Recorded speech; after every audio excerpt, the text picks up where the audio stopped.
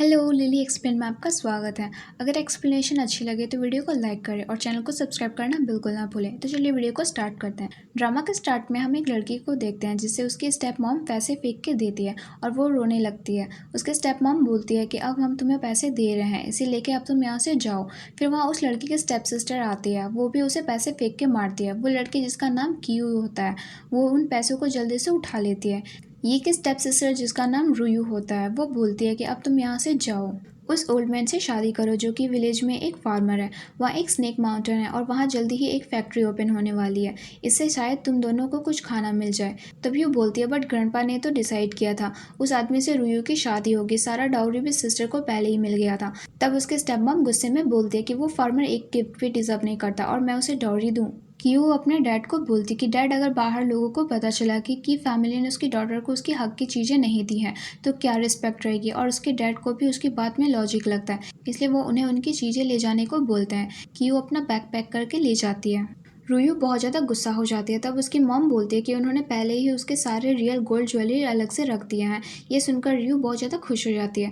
रुयू अपने रूम पर जाके देखती है कि वहाँ पहले से ही कियू सब लेके चली गई है। तब उसके बेड सोफ़ा कुछ नहीं छोड़ा। फिर वो अपने ज्वेलरी बॉक्स को देखती है कि कियू ने वो भी ले लिया था। फिर वो अपने कार से जाने लगती है, उसकी फैमिली को मिडिल फिंगर दिखाकर वहाँ से चली जाती है। गुस्से में रुयू ने अपने पैर पर ही बॉक्स गिरा दिया होता है और खुद ही अपना पैर तोड़ लिया था। यू उस फैमिली के घर आती है, वो बहुत बड़ा विला था।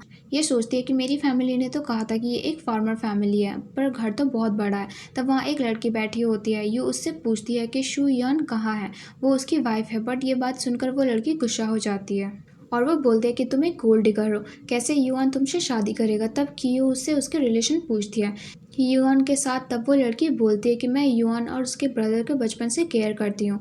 तब कियो बोलती है कि ओ तुम नैनी हो। बट ये बात सुनकर वो लड़की उसे मारने आती है, बट कियो उसका हाथ मोड़ देती है। उस टाइम वहाँ एक लेडी आती है। तभी कियो प्रिटेंड करने लगती है कि वो लड़की जिसका नाम जियांगरू होता है उसने उसे हर्ट किया और ड्रामा करने लगती है। वो ओल्ड लेडी जैंग को डांटने लगती है। तब वहाँ यियान की एंट्री होती है। पहले तो कियो को लगता है कि वो एक ओल्ड मैन होगा, बट यियान बहुत ज़्यादा हैंडसम है और कियो को वो पहले नज़र में पसंद आ गया था। देन यियान को देख के कियो ड्रामा करने लगती है कि उसे बहुत पेन हो रहा है, इसलिए कियान उसे अपने शोल्डर्स पर उठाकर घर के अंदर ले जाता है। दोनों क्लोज आते हैं और कियो को लगता है कि यियान उसे किस करेगा, बट यियान उसे दूर हट जाता है। यियान बोलता है कि वो उससे शादी नहीं कर सकता, बट मन में बोलता है कि उसके बारे में मुझे पता चल गया है कि ये एक गोल्ड डिगर है।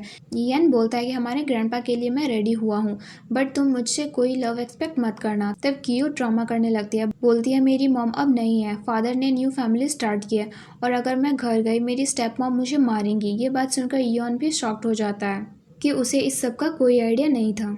यियान उसे बहुत सारे कैश देता है। देन बोलता है कि तुम एक मंथ तक यहाँ रह सकती हो। कैश देकर कियो अपना होश नहीं संभाल पा रही होती है। उसे देख के यियान सोचता है कि इसे मेरी रियल आइडेंटिटी का पता ना चले, यही अच्छा है। फिर वहाँ यियान का छोटा ब्रदर ये आ जाता है जो जैंग को इशारा करके ड्रामा करने को बोलती है। ये जी ऐसे भी यियान को हक करके उसे डैड बोलता है। मन में बोलता है कि आज तक जितनी भी लड़कियां आई हैं, जब उन्हें पता चलता है कि यियान का एक बेबी है तो वो भाग गए थे। बट कियो सोचती है कि अगर इसका पहले से बेबी है तो अब मुझे बेबी लेने का टेंशन ही नहीं, और वो उसे प्यार करने लगती है। कियो बोलती है कि हम फ्यूचर में बेबी प्लान नहीं करेंगे, यीजी का ही ध्यान रखेंगे।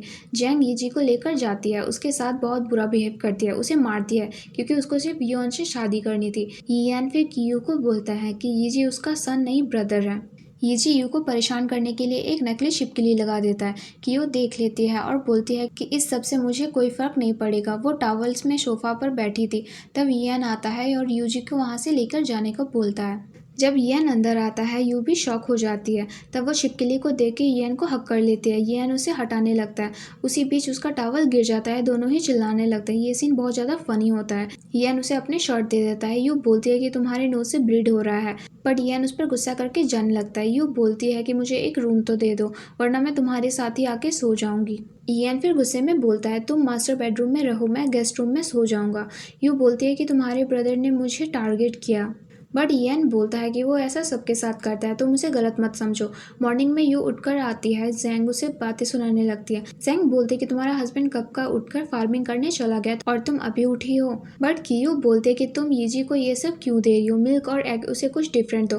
बट वो उसकी बात नहीं सुनती। यीजी को भी ये पसंद नहीं था, बट जैंग के डर से वो कुछ नहीं कहता था। फिर जैंग के जाने के बाद वो यीजी के लिए एक बहुत अच्छा ब्रेकफास्ट बनाती है।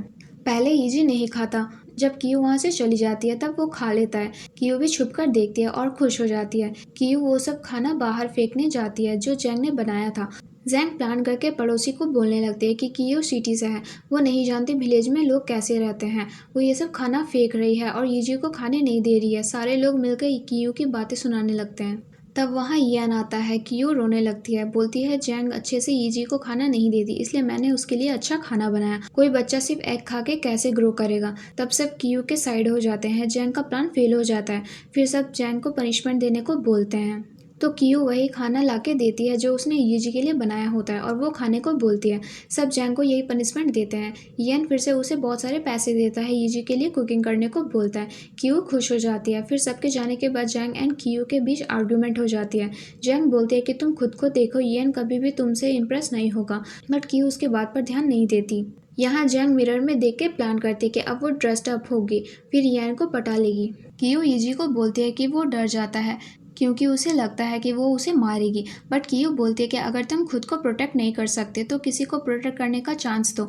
यीजी को अब कियो बहुत अच्छी लगने लगती है। फिर जैंग आती है जो कि उसे बहुत ज़्यादा मेकअप और एक अजीब सी ड्रेस पहन के आ जाती है। आके कियो को बोलती है कि देखो मैं अभी कितनी सुंदर दिख रही हूँ। फिर वो वहाँ से यन के पास जाने के लिए निकल जाती है। फिर कियो बोलती है कि क्या मैंने सच में बहुत ज़्यादा नॉर्मल ड्रेस्ड अप करती हूँ। फिर जैंग यन के फार्म में आती है। उसे देख के यन शॉक्ड हो जाता है। उसके दोस्त बोलने लगते हैं कि जैंग तो एकदम एक्ट्रेस की तरह दिख रही है। जैंग बोलता है कि सिटी से यन से शादी करने आई है और वो बहुत ज़्यादा अगली है और कियो उसे बहुत बुराई करने लगती है। तब पीछे से कियो आती है। वो बहुत ज़्यादा सुंदर दिख रही थी। उसे देख के सब लोग शॉक्ड हो जाते हैं। सब यन को कॉन्ग्रेचुलेशन देते हैं कि वो इतनी सुंदर लड़की से शादी कर रहा है। यन को भी अब कियो अच्छी लगने लगती है और वो सोचता है कि ये एकदम डेटा से उल्टी ही है। तब कियो सबको वाटरमेलन देती है एंड जैंग को वहाँ से कम देकर भगा देती है। फिर यन को एक किस करके वहाँ से चली जाती है। फिर यन तो वहीं उसे देखता ही रहता है। फिर जैंग को देखते हैं जो कि रात को उसका एक गंदा खाना फेंक रही थी। तब रात को एक आदमी आता है सेंगुई नाम का। वो जैंग को लाइक करता था। जैंग के ब्रेन में एक गलत आइडिया आता है। सेंगुई से वो एक काम करने को बोलती है। फिर सेंगुई को यूएन के घर देखते हैं जहाँ यीजी ने डोर ओपन किया था। उसे वहाँ से जाने को बोलता है बट सेंगुई उसे मारने लगता है। कियो वहाँ आ जाती है। तब उसे बैट से वो मार देती है। फिर किसी तरह सेंगुई उसके हाथ से बैट लेके यीजी को मारने लगता है बट कियो उसके बीच में आ जाती है और उसके हाथ में लग जाती है। बट सेंगुई उसे किसी तरह पकड़ कर लाता है और उसके साथ ज़बरदस्ती करने लगता है। दूसरी तरफ जैंग और एक लेडी यन को जाके बोलती है कि कियो एक कैरेक्टरलेस लड़की है। अभी उसके घर सेंगुई गया है जो कि कियो के साथ अफेयर में है। यन को ये बात सुन के बहुत गुस्सा आता है और वो घर जाने को निकल जाता है। यन घर का डोर ओपन करके देखता है कियो नीचे बैठी थी। यीजी भी वहाँ बैठा था। सेंगुई के हाथ में बैट था। सब कियो से क्वेश्चन पूछने लगते हैं। वो बोलती है कि सेंगुई ने यीजी को मारा और उसके साथ गलत करने का ट्राई किया। यीजी भी यू का साथ देता है। यन और उसका दोस्त मिलकर सेंगुई को बहुत मारते हैं। कियो बोल देती है कि जैंग ने ये सब यन को पाने के लिए किया है। यन गुस्से में जैंग को घर से बाहर जाने के लिए कह देता है। जैंग उससे माफ़ी मांगने लगती है। कियो ड्रामा करके बोलती है कि उसको इस पर माफ़ कर दो, फिर वो ऐसी गलती नहीं करेगी। बट यन जैंग को वहाँ से जाने को बोलता है। जैंग गुस्सा होती है। उसका प्लान फ्लॉप हो गया था इसलिए वो अपसेट होकर चली जाती है। फ्लैशबैक में देखते हैं जब सेंगुई ने कियो पर अटैक किया। जब उसने यन की आवाज़ सुनी तो उसे बैट सेंगुई के हाथ में दे के ड्रामा करने लगी। यन कियो को सॉरी बोलता है। उसे गलत समझने के लिए कियो के हाथ में चोट लगी है। ये देखे उसे मेडिसिन भी लगा कर देता है क्योंकि उसने यीजी को बचाया।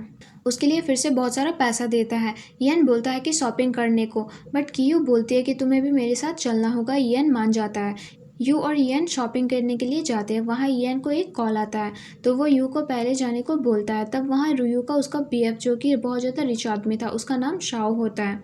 जब वो यू को देखता है तो फिर से उसे बहुत बातें सुनाने लगता है कि वो पुअर है।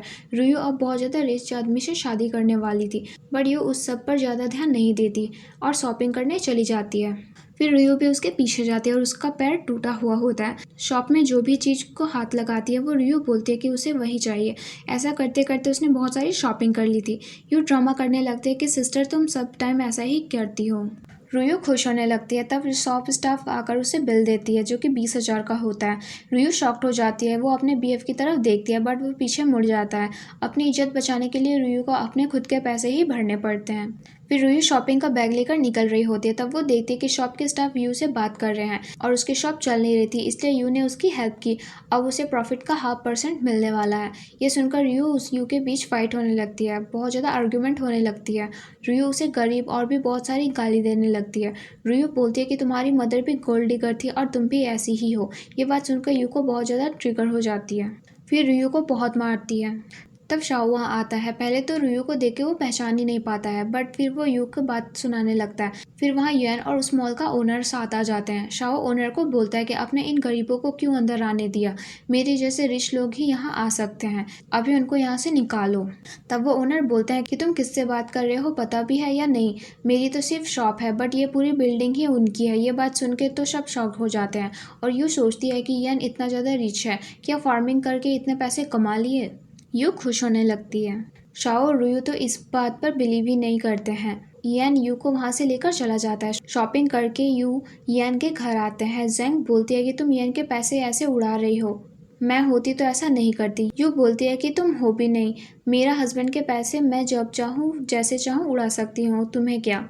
जेंग के पास कोई भी आंसर नहीं होता है और वो बोलती है कि तुमको जो यूजी के लिए चीज़ें लाने के लिए पैसे मिलते हैं उसका क्या करती हो, वो बोलकर वो वहाँ से चली जाती है। रात को जैंग एक नाइट गाउन में येन के रूम पर जाती है। बेड पर कौन है ये देखे बिना ही उसके ऊपर चढ़ जाती है। वहाँ यू उसे हटा देती है। यू बोलती है कि मुझे सिर्फ मेरे हस्बैंड पर इंटरेस्ट है। येन आ जाता है। यू बोलता है कि ये देखो ना, मेरे रूम में रात को आ गई कैसे, और जैंग घबरा कर बोलने लगती है कि शायद मुझे स्लीप वॉक की प्रॉब्लम हो गई है। ये बोल के चली जाती है। फिर यू ड्रामा करके बोलती है कि मुझे अब डर लग रहा है कि तुम भी मेरे साथ सो जाओ ना। इयन मान जाता है। यू को लगता है कि वो बेड पर आएगा, बट इयन सोफा पर ही सो जाता है। यू का मूड खराब हो जाता है। मॉर्निंग में इयन को एक कॉल आता है कि साइट पर कुछ प्रॉब्लम हुआ है। इयन जल्दी से वहां जाता है। जैंग से यू को भी पता चलता है कि वो भी साइट पर जाती है। साइड पर सेंगुई के मॉम डैड आके ड्रामा करने लगते हैं कि सेंगुई को जेल में देके उन्होंने अच्छा नहीं किया। उसके डैड ड्रामा करते हैं कि उनके पैर में दर्द है, उसकी मॉम सब कुछ लीक कर रही थी। यान उनको जाने को बोलता है बट वो लोग मान ही नहीं रहे थे। वो केस करने का धमकी देने लगते हैं। लीव में ही सबको उनको सपोर्ट कर रहे थे। तब वहाँ यू आके बोलती कि सेंगुई ने मुझे हरास करने के लिए यीजी को मारा है और उसकी पनिशमेंट मिली है। उसे उनके आर्ग्यूमेंट के बीच सेंगुई के डैड खड़ा होकर बात करने लगते हैं। लीव में भी सब ये देख रहे होते हैं और उनको गालियां पड़ने लगती है। सारे स्टाफ मिलकर उन्हें वहां से ले जाते हैं। फिर यान यू को थैंक्स बोलता है और उसे अपना जैकेट देता है। यू बहुत ज़्यादा खुश हो जाती है। फिर सब डिनर करने के लिए आते हैं।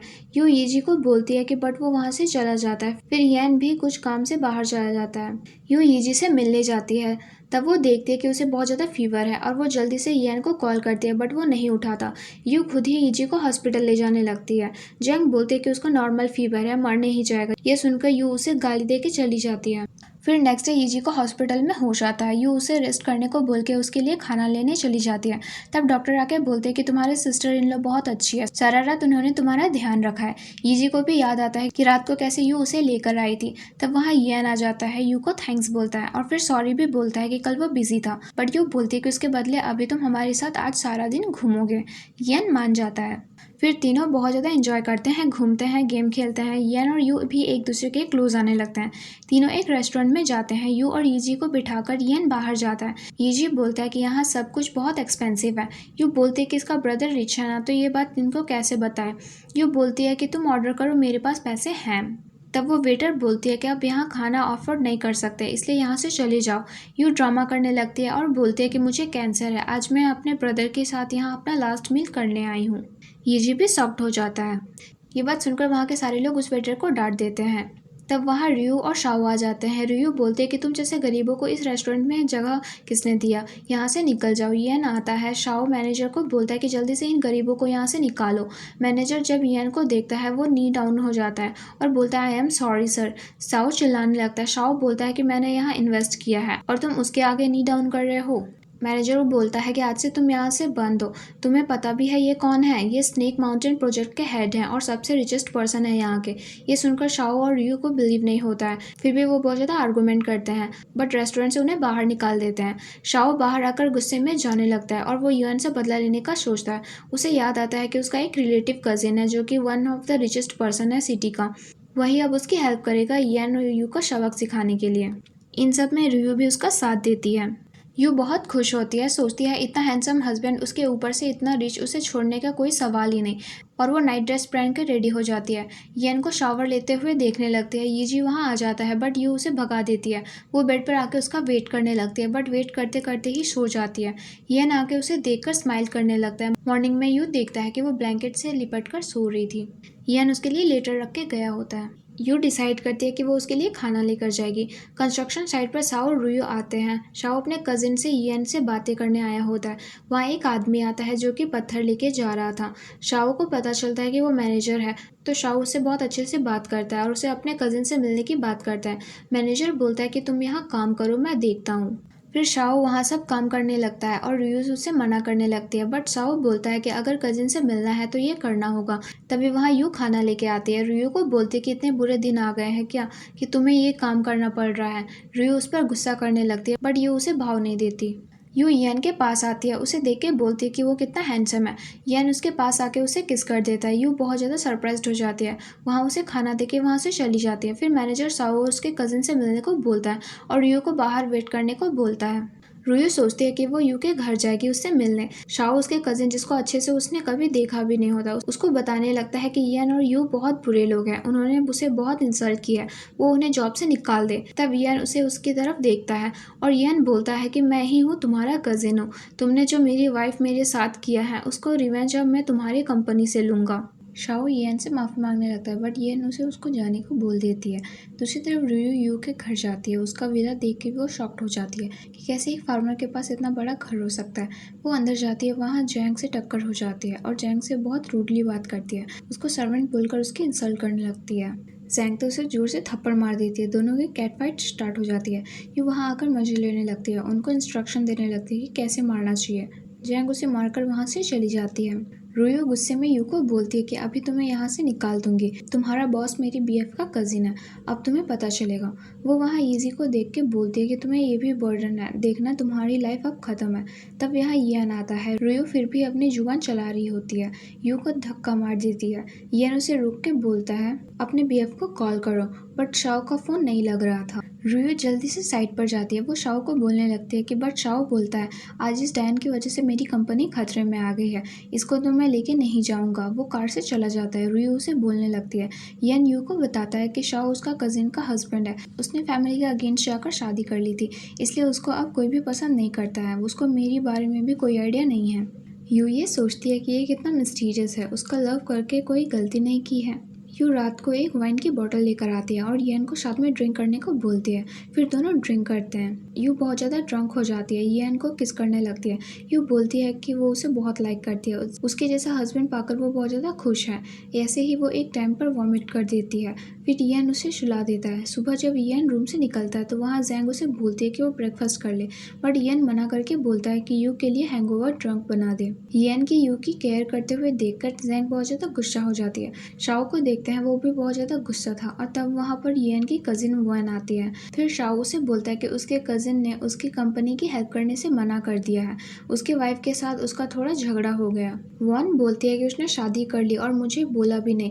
शाओ बोलता है पता है यू मेरे साथ फ्लर्ट करने का ट्राई किया है, मैंने उसे रिजेक्ट कर दिया, इसलिए वो ये सब येन से करवा रही है। वैन गुस्सा होकर बोलती है कि मैं येन से मिलने जाऊंगी और सब कुछ क्लियर आउट करूंगी। हम जैंग को देखते हैं, उसे मिलने एक आदमी आता है। उसके पहले भी जैंग ने यीजी को किडनैप करने का प्लान किया था। वो विलेज से अब बाहर रहता है। फिर जैंग बोलती है अभी उसे फिर से ये सब करना होगा।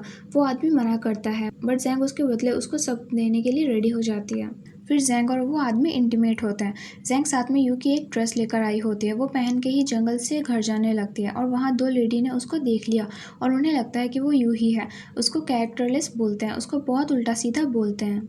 नेक्स्ट डे मॉर्निंग में जैंग यीजी को डरा कर लेके आती है कि वो यू को बोले कि उसे शॉपिंग जाना है। यीजी भी यही बोलता है। जैंग बोलती है कि तुम उसे शॉपिंग ले जाओ, उसके बदले मैं तुम्हारा सारा काम कर दूंगी। और यू को डाउट होने लगता है।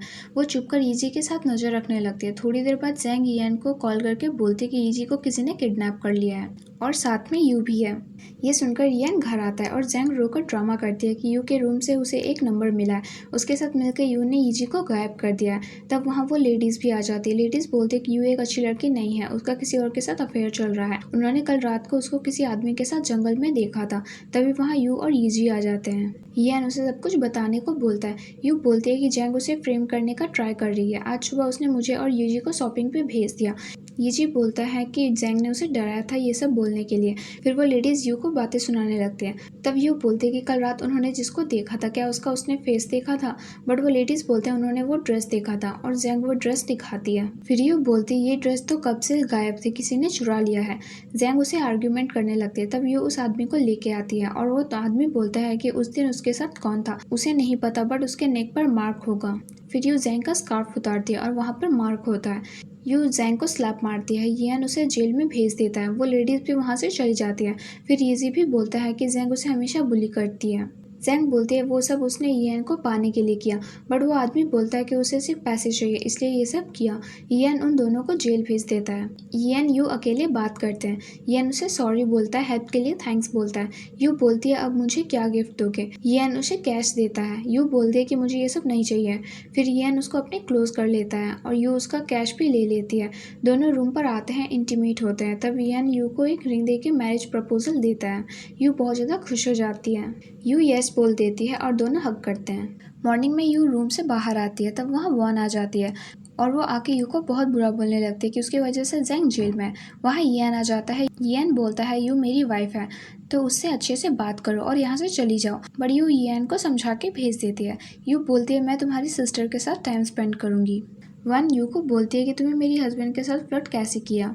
यू बोलती है कि मेरा हस्बैंड इतना हैंडसम है, फिर मैं क्यों किसी और मंकी से फ्लर्ट करूँ? वैन को कुछ समझ नहीं आता। वैन जैंग से मिलने आती है। जैंग उसे बोलती है कि वो अच्छी लड़की नहीं है, उसने यीजी को बहुत परेशान किया। अब तक उसे एक पॉइजन देती है और बोलती है उसे ये खिला दो, खाने के साथ ही वो मर जाएगी। वैन को भी लगने लगता है कि यू बहुत बुरी है, तो वो खाना बना के यू के खाने में पॉइजन मिक्स कर देती है। पर यू को तो पहले ही पता चल गया था, इसलिए उसने वो बॉटल ही बदल दी थी। फिर वैन यू के रूम में आके बोलती है कि तुम सब कुछ सच बता दो कि तुमने क्या किया है, वरना बहुत बुरा होगा। और यू देखती है मिरर से कि वैन ने अपना रिकॉर्ड ऑन कर रखा है।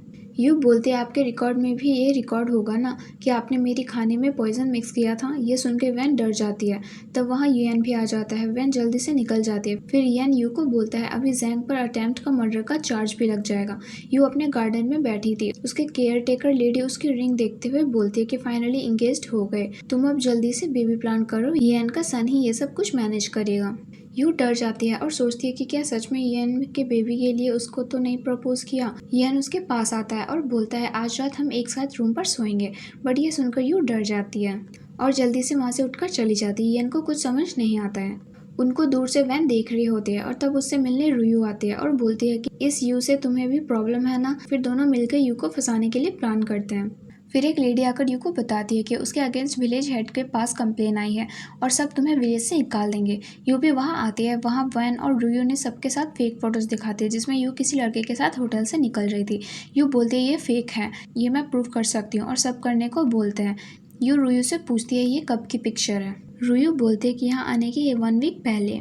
यू बोलते इस फोटो में सनी है, जब मैं यहाँ आई थी तब रेनी सीजन था, तो कैसे इतना सनी है। रुयू बात घुमाकर बोलते लास्ट समर की है। यू बोलते कि पीछे जो होटल है वो 2 साल पहले ही रिकंस्ट्रक्शन में चला गया है और आज भी रेडी नहीं हुआ है, तो मैं समर के सीजन में कैसे वहाँ गई थी। रुयू कुछ नहीं बोल पाती। यू बोलती ये मेरी स्टेप सिस्टर हमेशा मुझे हेट किया और मुझसे सब कुछ छीन लिया था। सब अब रियू को बहुत बुरा बोलते हैं और वहाँ से चले जाने को बोलते हैं और यू को सॉरी बोलते हैं। वैन इन सब के बारे में ही सोच रही थी तब वहाँ एक ओल्ड लेडी आकर बोलती है कि पता है जैंग ईजी को बहुत मारती थी, बुली करती थी, बट जब से यू आई है तब से ईजी बहुत खुश रहता है और यू उसे प्रोटेक्ट करके रखती है। ये बात सुन के यू के लिए वॉन का हेट अब खत्म होने लगता है। फिर वॉन, यू और यियान एक साथ बैठे थे और यियान उसे आज क्या हुआ पूछता है, बट यू किसी तरह बात को टाल देती है। तब यियान को कॉल आता है और उसका असिस्टेंट उसे बोलता है कि यू की फैमिली की एल्डर डॉटर नहीं है, वो फेक है, बट यियान उसे इस सब के बारे में चुप रहने को बोलता है और कॉल कट कर देता है। फिर वैन असिस्टेंट को कॉल करके सब कुछ बोलता है। वैन यियान को बोलने लगती है कि यू फेक है। यू भी एक्सेप्ट करती है कि वो एल्डर डॉटर नहीं है, बट यियान को इस सब से कोई फ़र्क नहीं पड़ता है और वो उसे कल ही मैरिज रजिस्ट्रेशन करने का डिसाइड करता है। वैन के पास कोई रास्ता नहीं होता है। फिर वैन घर चली जाती है और शाओ उसे पूछने लगता है कि क्या हुआ, बट वैन बोलती है कि यू इतनी भी बुरी नहीं है जैसा तुमने कहा था, वो यियान और यीजी के लिए परफेक्ट है। बट शाओ बोलता है तुम चलो मेरे साथ देखना मैं कैसे तुम्हारे सामने उसका पर्दाफाश करता हूँ। यन और यू ने मैरिज रजिस्ट्रेशन कर लिया होता है। दोनों बहुत खुश होते हैं, आज एक अच्छा टाइम स्पेंड करते हैं। फिर थोड़ी देर बाद यू बाहर आके देखती है वहाँ शाओ आया होता है। उससे बोलता है कि तुमने मेरे साथ फ्लर्ट किया, तुम्हारी वजह से मेरी कंपनी बैंकरप्ट होने वाली है। यू बोलती है मैंने किया, तुम्हें तुम्हारी गलती की सजा मिल रही है। यू को बोलती है कि तुम मेरी हस्बैंड को सीड्यूस करने का ट्राई कर रही हो। इयन भी आ जाता है, बोलता है मेरी वाइफ कभी भी ऐसा नहीं कर सकती, अब अगर तुम दोनों वापस यहाँ से आए तो बहुत बुरा होगा।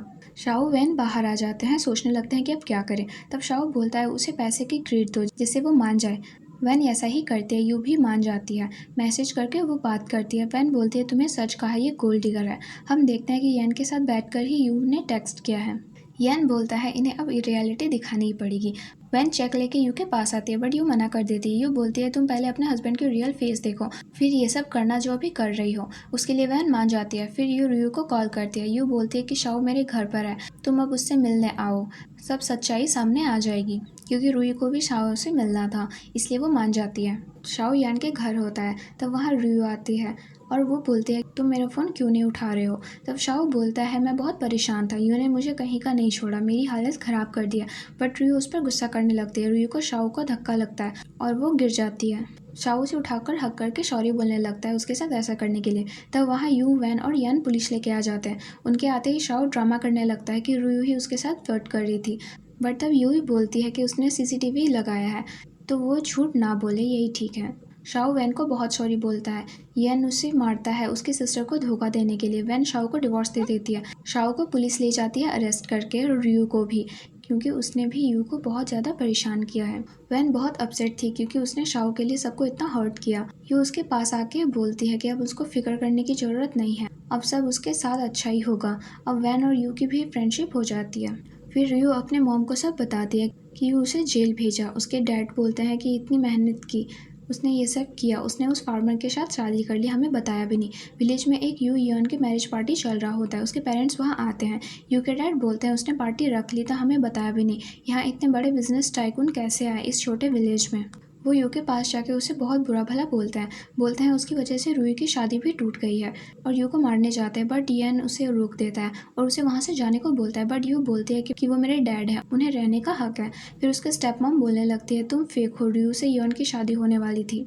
यन बोलता है जब आपको पता चला एक विलेज बॉय से आपकी बेटी की शादी होने वाली है, तब आपने यू को यहाँ भेजा था, झूठ आपने बोला था।